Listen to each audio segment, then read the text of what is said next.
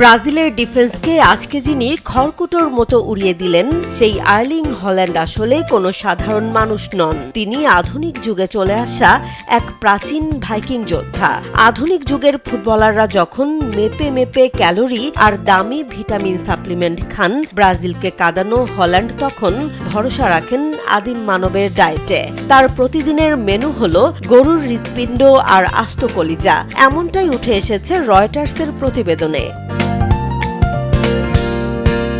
পুষ্টিবিজ্ঞান একে super food বললেও ব্রাজিল ডিফেন্ডারদের জন্য এটা ছিল আজ আক্ষরিক অর্থেই জম। আন্তর্জাতিক বিভিন্ন প্রতিবেদনের তথ্য অনুযায়ী হল্যান্ডের খাদ্য তালিকায় নিয়মিত থাকে গরুর হৃৎপিণ্ড, কলিজা, ঘাস খেয়ে বড় হওয়া গরুর স্টেক, ডিম, সাওয়ারডো রুটি ও খাঁটি মধু। প্রক্রিয়াজাত খাবার যতটা সম্ভব এড়িয়ে প্রাকৃতিক খাবারের ওপরই ভরসা করেন তিনি। এসব খাবারে থাকা ভিটামিন, আয়রন ও প্রোটিন শরীরকে শক্তিশালী রাখতে সহায়তা করে।